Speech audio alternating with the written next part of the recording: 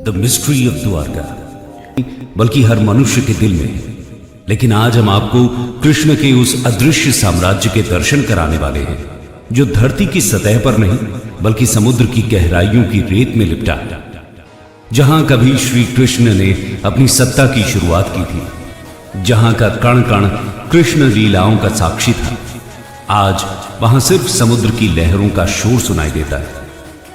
गोमती नदी और अरब सागर के संगम पर बसा विश्वास और इतिहास को जोड़ता यह नगर आज भी श्रद्धालुओं के लिए देवभूमि है। भारत के पश्चिमी तट पर लगभग 6,500 स्क्वायर किलोमीटर तक फैले गुजरात में सौराष्ट्र जिले की तरफ जब बढ़ते हैं तो दूर से ही आसमान को चीरकर सनातन धर्म का बखान करती धर्म ध्वजा यह संदेश देती हुई दिखती है कि यहां से साक्षात मोक्ष का पवित्र धाम शुरू होता है।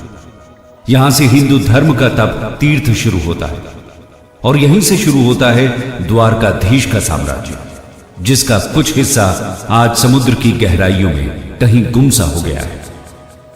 आज हम आपको श्री कृष्ण के द्वारका शहर की खोज के विषय में बताने वाले हैं, जो अद्भुत है, अकल्पनीय है, अविश्वसनीय है, जिसे स्वयं श्री कृष्ण ने बसाया था, जहां पर वो अपनी प्रजा के साथ रहते थे, जहां उनका राजपाट था। लेकिन आखिर ऐसा क्या हुआ था कि यह पूरा साम्राज्य समुद्र की अनंत गहराइयों में समा गया? तो चलिए जानते हैं इसके पीछे के रहस्य को। The sunken city of Dwarka, a legend और अ मिथ। कई द्वारों का शहर द्वारका भारत के 7 पवित्र तीर्थ स्थलों में से एक है। यह न केवल धार्मिक रूप से बल्कि पुरातात्विक रूप से भी महत्वपूर्ण है। गुजरात राज्य में सौराष्ट्र प्रायद्वीप के पश्चिमी सिरे पर स्थित द्वारका 4 धामों में से एक और यात्रा के लिए सप्तपुरी शहर यानी 7 पवित्र शहरों में से एक के रूप में जानी जाती है। हालांकि द्वारका की पौराणिक और ऐतिहासिक पृष्ठभूमि रहस्य में डूबी हुई है। इसकी पौराणिक पृष्ठभूमि को देखें तो हम पाएंगे कि भगवान विष्णु के 8वें अवतार कृष्ण ने इसे बसाया था। श्रीमद् भागवत के पवित्र ग्रंथ के अनुसार कृष्ण का जन्म मथुरा की जेल में हुआ था, लेकिन उनके पिता वासुदेव उनकी सुरक्षा को देखते हुए उन्हें गोकुल ले आए, जहां उनका पालन पोषण हुआ, जहां वो गोपियों और राधा के साथ रासलीला रचाते बड़े हुए। वहीं पर उन्होंने अपने मामा और मथुरा के क्रूर राजा कंस का वध किया। कंस के ससुर जरासंध के 18 बार मथुरा पर आक्रमण करने के कारण वो सारी प्रजा को लेकर पश्चिम की ओर निकल गए, जहां पर भगवान श्री कृष्ण ने एक द्वीप शहर स्थापित करने का निर्णय लिया। पौराणिक ग्रंथों की माने तो श्री कृष्ण ने द्वारका बसाने के लिए समुद्र देवता से जमीन ली और महान आर्किटेक्चर विश्वकर्मा से रातों रात द्वारका का निर्माण करवाया। विशाल दीवारों से घिरी यह नगरी वास्तुकला की बेहतरीन मिसाल थी। धन दौलत से समृद्ध इस नगर के दरवाजे सोने के थे। हिंदू पुराणों की माने तो द्वारका का निर्माण कृष्ण ने कुशस्थली नामक स्थान के निकट किया था। शहर तेजी से उभरा। इसमें लगभग 900 महलों में हजारों लोग रहते थे। शहर पूरी तरह से किलेबंद था और केवल जहाज द्वारा ही यहां तक पहुंचा जा सकता था। लेकिन श्री कृष्ण ने जिस शहर को इतने प्यार से समुद्र के बीच में बसाया, वो शानदार शहर उसी समुद्र में डूब गया। द्वारका का यह खोया हुआ शहर आज दुनिया भर में चर्चा का विषय बन गया है। लेकिन सवाल अभी भी वही है कि यह डूबा कैसे? दोस्तों, द्वारका नगरी के डूबने के पीछे कई तरह की कहानियां और मिथक फैले हुए हैं। महाभारत के अनुसार श्री कृष्ण पांडवों की तरफ से महाभारत के युद्ध में शामिल हुए थे और इस युद्ध में पांडवों की जीत हुई थी और कौरवों की हार। 100 पुत्रों के शोक से दुखी गांधारी ने क्रोध में आकर श्री कृष्ण को श्राप दे दिया कि जिस तरह कौरवों के वंश का नाश हुआ है, ठीक उसी प्रकार पूरे यदुवंश का भी नाश होगा। धीरे धीरे द्वारका में हालात तनावपूर्ण होने लगे। उसके पश्चात सभी यदुवंशी आपस में लड़ लड़कर मरने लगे। सभी यदुवंशियों की मृत्यु के बाद बलराम ने भी अपना शरीर त्याग दिया। बलराम के देह त्यागने के बाद श्री कृष्ण उदास होकर वन में विचरण करने लगे। घूमते घूमते वे एक स्थान पर बैठ गए और गांधारी द्वारा दिए गए श्राप के बारे में विचार करने लगे। और फिर एक पेड़ की छांव में बैठ गए। इसी समय जरा नामक एक शिकारी का बाण उनके पैर में आकर लगा, जिसने दूर से उनके पैर के अंगूठे को हिरण का मुख समझकर बाण चला दिया था। जब वो शिकारी शिकार उठाने पहुंचा तो श्री कृष्ण को देखकर क्षमा मांगने लगा। कान्हा ने उसे अभयदान देकर देह त्याग दिया। अर्जुन को कृष्ण के देह त्याग का जब संदेश मिला तो वो बहुत दुखी हुए। इसके बाद अर्जुन ने द्वारका पहुंचकर वासुदेव जी से कहा कि वो नगर में शेष बचे सभी लोगों को हस्तिनापुर चलने की तैयारी का आदेश दें। क्षेत्र जाकर फिर अर्जुन ने वंशियों का अंतिम संस्कार किया। अगले दिन वासुदेव जी ने प्राण त्याग किया। उस पर उनका अंतिम संस्कार कर अर्जुन सभी महिलाओं और बच्चों को लेकर द्वारका से निकल गए। जैसे ही उन लोगों ने नगर छोड़ा, द्वारका का राजमहल और नगरी समुद्र में समा गई। प्रचलित कहानियों के मुताबिक माता गांधारी के अलावा दूसरा श्राप ऋषियों द्वारा श्री कृष्ण के पुत्र साम को दिया गया। दरअसल एक बार महर्षि विश्वामित्र, देवऋषि नारद और कण्व द्वारका गए।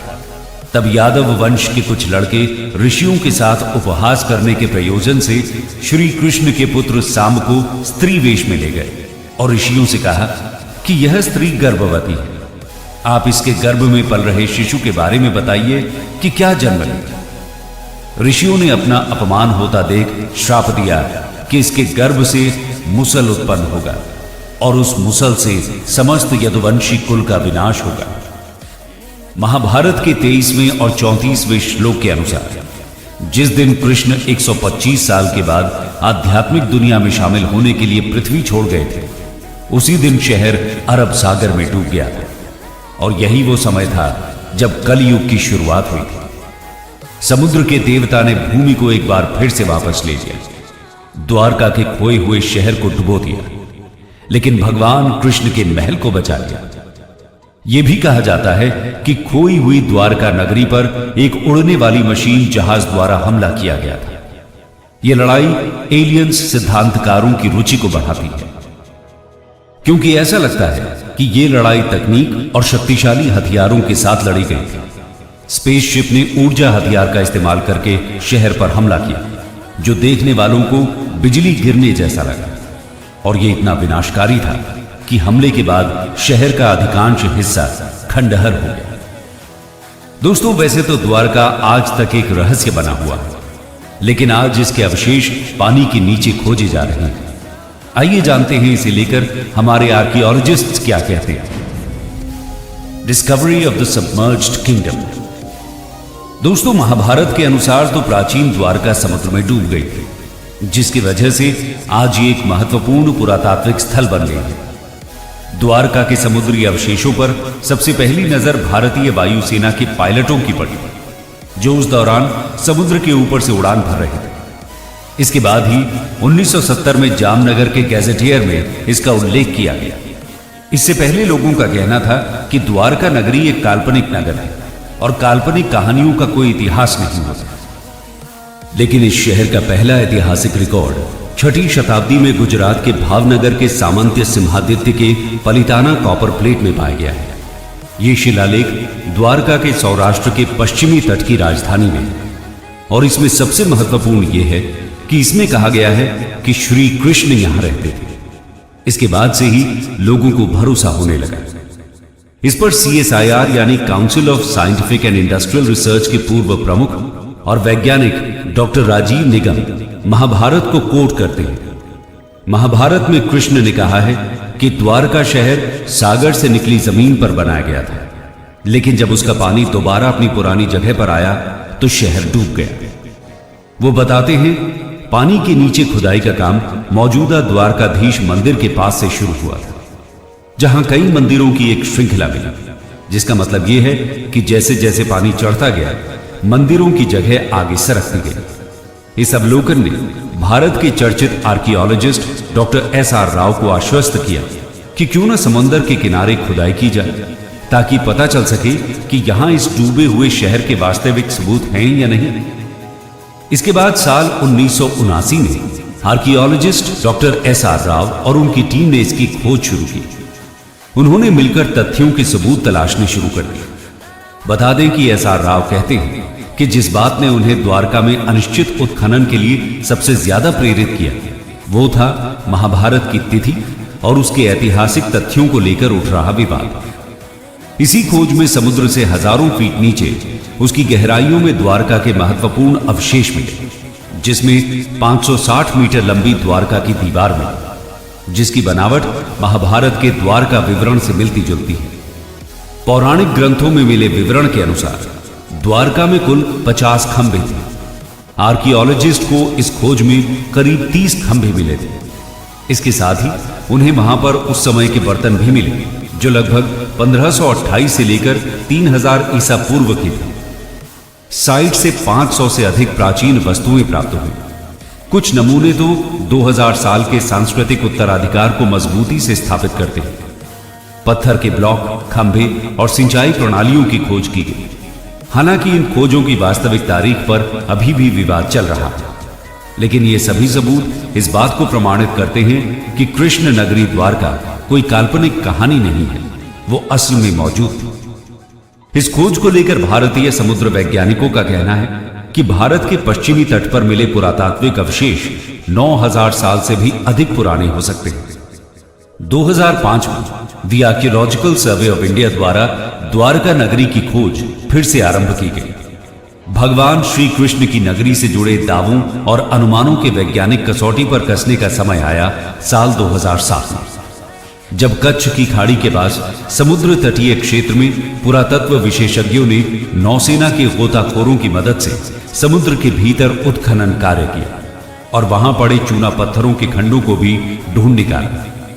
भारतीय पुरातत्व सर्वेक्षण के समुद्री पुरातत्व विशेषज्ञों ने इन दुर्लभ नमूनों को देश विदेशों की पूरा प्रयोगशालाओं को भेजा। मिली जानकारी के मुताबिक ये नमूने सिंधु घाटी सभ्यता से कोई मेल नहीं खाते, लेकिन ये इतने प्राचीन थे कि सभी दंग रह गए। नौसेना के गोताखोरों ने 40,000 वर्ग मीटर के दायरे में ये उत्खनन किया और वहां पड़े भवनों के खंडों के नमूने एकत्र किए, जिन्हें आरंभिक तौर पर चूना पत्थर बताया गया था। पुरातत्व विशेषज्ञों ने बताया कि ये खंड बहुत ही विशाल और समृद्धशाली नगर और मंदिर के अवशेष हैं। भारतीय पुरातत्व सर्वेक्षण के निदेशक ए.के. सिन्हा के अनुसार द्वारका में समुद्र के भीतर ही नहीं बल्कि जमीन पर भी खुदाई की गई और 10 मीटर गहराई तक किए गए इस उत्खनन में सिक्के और कई कलाकृतियां भी प्राप्त हुई। डॉक्टर आलोक त्रिपाठी कहते हैं कि साल 2007 में विस्तृत खुदाई की गई। मैं इस प्रोजेक्ट का निदेशक था।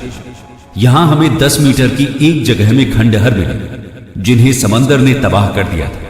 हमने तकरीबन 2 नॉटिकल मील गुणा 1 नॉटिकल मील इलाके का हाइड्रोग्राफिक सर्वे करवाया। इस इलाके के हाइड्रोग्राफिक सर्वे के डेटा से पता चलता है कि नदी का प्रवाह बदल रहा है। नौसेना के साथ चलाए गए इस तीसरे अभियान के शुरुआती नतीजों की जानकारी देते हुए भारतीय पुरातात्विक सर्वेक्षण के समुद्री पुरातात्विक विशेषज्ञों ने बताया कि इन दुर्लभ नमूनों को देश में ही नहीं बल्कि विदेश की प्रयोगशालाओं को भेजा गया और वहां से मिली जानकारी और कार्बन डेटिंग शोध के मुताबिक ये नमूने 9500 साल पुराने हैं। विदेशी वैज्ञानिक भी इस बात को जानकर हैरान था। इन सैंपल्स को विदेशी प्रयोगशालाओं में भेजने का असली मकसद यही था कि इन पर किसी भी तरह का कोई शक न रहे। इस स्थान पर बड़ी संख्या में लंगर पाए गए, जिससे पता चलता है कि द्वारका एक ऐतिहासिक बंदरगाह था और उसने 15वीं से 18वीं शताब्दी तक भारतीय और अरबी क्षेत्रों के बीच व्यापारिक संपर्कों में भूमिका निभाई होगी।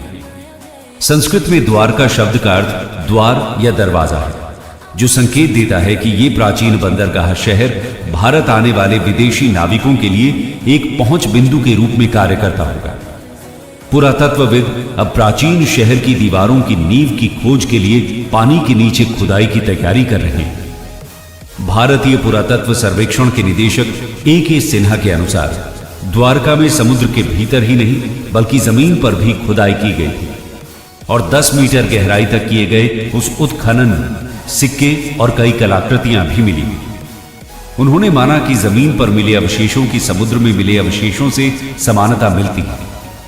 इस विषय पर जानकारी देते हुए भारत के समुद्र तकनीकी विभाग के मंत्री रहे मुरली मनोहर जोशी ने बताया था कि ध्वनि चित्रों से मानव निर्मित शिल्प का पता तो चला ही है, साथ ही एक प्राचीन नदी का भी पता लगाया गया है जो 9 किलोमीटर तक लंबी है और इसके किनारे पर ही इस प्राचीन सभ्यता के अवशेष और शिल्प पाए गए। समुद्र तल से जो शिल्प निकाले गए उनका भी कार्बन डेटिंग शोध किया गया, जिससे यह पता चला कि वो भी करीब 9000 साल पुराने हैं। ये शिल्प लकड़ियों के हैं और इसमें दरार पड़ने के चिन्ह हैं। मुरली मनोहर जोशी ने कहा कि उनके मंत्रालय ने इस खोज का अध्ययन करने के लिए एक दल बनाया था, जिसका काम इस खोज को आगे बढ़ाना और यह पता लगाना था कि इस इलाके के प्राचीन स्थानों से क्या संबंध है। दोस्तों, पुराणों और धर्म ग्रंथों में वर्णित प्राचीन द्वारका नगरी और उसके समुद्र में समा जाने से जुड़े रहस्यों का पता लगाने का कार्य पिछले कई सालों से रुका पड़ा था। Archaeologist A.K. सिन्हा ने कहा कि पानी में खोज के कार्यों के लिए बड़े आधारभूत संरचना की जरूरत है। प्राचीन द्वारका नगरी की खोज जैसी बड़ी परियोजना के लिए समुद्र में प्लेटफॉर्म और काफी एक्सपीरियंस वाले गोताखोरों की जरूरत होती है जो पानी में गहराई तक जा सके। द्वारका नगरी के समुद्र में समा जाने के रहस्य के बारे में पूछे जाने पर A.K. सिन्हा का कहना है कि द्वारका नगरी का एक बड़ा हिस्सा समुद्र में डूब गया था, लेकिन इसके कारण को लेकर पूरे दावे के साथ कुछ भी नहीं कहा जा सकता। द्वारका नगरी के नष्ट होने के मत पर कई सवाल उठते हैं। कोई कहता है कि यह कोई प्राकृतिक घटना का काम हो सकता है, लेकिन कुछ वैज्ञानिकों का कहना है कि 9000 साल पहले जब हिम युग समाप्त हुआ तो समुद्र का जल स्तर इस कदर बढ़ा कि उसमें देश दुनिया के कई बड़े शहर डूब गए। उन्हीं शहरों में से एक द्वारका भी था। एक सिद्धांत के अनुसार खोया हुआ द्वारका शहर लगभग 3500 साल पहले पुनः प्राप्त भूमि पर बनाया गया था और समुद्र का स्तर बढ़ने पर पानी में डूब गया था। वैज्ञानिक अध्ययनों से पता चला है कि 1000 ईस्वी में अपने वर्तमान स्तर तक पहुंचने से पहले क्षेत्र में समुद्र का स्तर कई बार बढ़ा और घटा है। समुद्र के स्तर में यह परिवर्तन भूवैज्ञानिक गड़बड़ी से लेकर तटीय कटाव तक किसी भी कारण से हो सकता है। हालांकि इस मामले पर आज भी शोध जारी है और अब तक जो भी सबूत मिले हैं उससे सिद्ध होता है कि यह एक असली घटना है। हमारे बीच एक और सबूत यह भी है कि महाभारत में जिन 35 शहरों के बारे में लिखा हुआ है वो आज भी हमारे बीच मौजूद है। आर्कियोलॉजिकल डिपार्टमेंट को इसके कई प्रमाण मिले। भारत और इसके आसपास के कई देशों का महाभारत में उल्लेख हुआ है। इंद्रप्रस्थ भारत की राजधानी दिल्ली है। हस्तिनापुर आज उत्तर प्रदेश राज्य का मेरठ जिला है। कुरुक्षेत्र हरियाणा का एक जिला है। वहीं गांधार आज अफगानिस्तान में स्थित है। तो वहीं श्री कृष्ण की द्वारका भी गुजरात का एक शहर है। कंक्लूजन। दोस्तों, इस रिसर्च से इतना कहा जा सकता है कि द्वारका एक छोटा शहर नहीं था, बल्कि एक विस्तृत और समृद्ध राज्य था। ये सभी साक्ष्य और सबूत जब भविष्य में भारत के समृद्ध और प्राचीन इतिहास को बताने के रूप में पेश किए जाएंगे तो ये हमारी सभ्यता के लिए बड़े ही गर्व की बात होगी। दोस्तों, आपका इस विषय पर क्या कहना है? कृष्ण जीवन का सार सिखाते हैं, व्यर्थ की चिंता, व्यर्थ के डर से मुक्त करते हैं, भविष्य को छोड़ वर्तमान में जीने का पाठ सिखाते हैं, कर्म का सबसे बड़ा मर्म समझाते हैं। पर आज श्री कृष्ण की निशानियों के साक्षात दर्शन के लिए आवश्यक है कि समुद्र का मंथन एक बार और जो शुरू किया जाए उसे निष्कर्ष तक पहुंचाया जाए।